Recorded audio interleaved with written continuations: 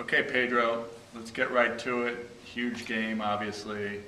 Number one team, according to the AP poll in the nation, is visiting USC this week. Game days in town. It's obviously a huge game.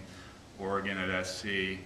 Is this game, you think, more important for Oregon because they're trying to establish themselves as this national power, or is it more important for USC, in your opinion, as it tries to sort of climb out of this hole that the NCAA sanctions have put it in? That's a really good question. I'm going to go ahead and hedge my bets and say it's really important for both of them. I mean, if Oregon doesn't win this game, their thoughts of being a dynasty in anywhere close to what USC was, they're done. They're not going to have this is their time. If they win this game, they're going to put themselves in great shape to win the conference. If they don't, I mean, I don't know what they're going to do, but it doesn't look that good for them. For USC, they lose this game. It looks like then it spiraled downwards. I mean, we talked about it last week in last week's thing. I can't see them winning the rest of their games if they lose this game. So you're talking about a 5-loss season. That's not good for anyone. No one's going to accept that here. So both teams really need to win this game, and that's probably the big thing and what makes it such a big game this weekend, I think. To me, it's obviously important for USC. They're trying to establish the fact that they are still a national power. But for me, what this means to Oregon is so much bigger. They've never gotten to this level and stayed at this level. A couple years ago, they were number 2. They lost to Cal and never got back there. Last year, they got to the Rose Bowl, got kind of embarrassed by Ohio State. They've always been that program that just can't quite get over the next level, as SC did for almost 10 years, staying at a very high level. So, all right, let's jump in a little bit to X's and O's. The spread option offense that Oregon's going to bring. Does it pose problems for SC, and how do you see them sort of offsetting that? It definitely poses problems for USC. I mean, Monty Kiffin's been quipping. I feel like I've heard it 3-4 times since January. The Tampa 2's not built to beat the spread option. Haven't you heard that a few times? Yeah, that's a long time ago. It's like he wants that to be known well in advance in case anything messes up this week. But I don't know why. I don't know how USC would be able to stop this offense to anything less than 35 points. It just doesn't seem like it's logical.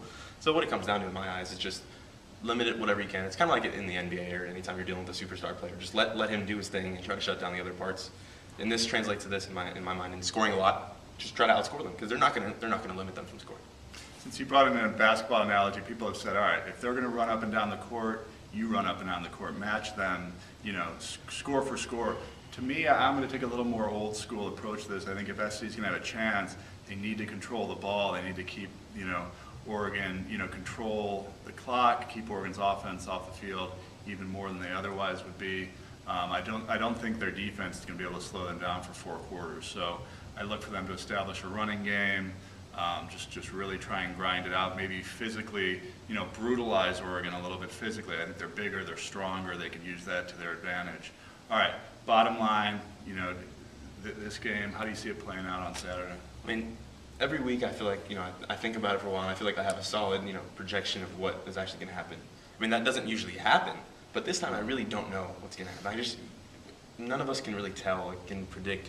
I mean, you can think, oh yeah, Oregon's going to blow them out, but I don't see that. I don't feel that from SC this week. I don't feel like SC's completely ready for an upset victory. You don't feel that kind of rah-rah spirit among everyone like you would normally feel on the eve of an upset. So I just don't know. I mean, I think it's going to be close, maybe a field goal deciding it once again. Yeah, interesting. We're on the same page. I have no handle on how this will play out. I feel like psychologically is the X factor. I feel SC is finally getting its confidence where it needs to be. Oregon, again, you don't know how it's going to handle being on the big stage, which it really hasn't been here at this level. But again, as we discussed, from an X's and O's standpoint, I think it's a terrible matchup for USC. So you've got the competing things at work here. I think in the end, though, it's going to just be very tough for SC to keep up with this team the way they move around in the tempo of the game. So I think ultimately Oregon will prevail.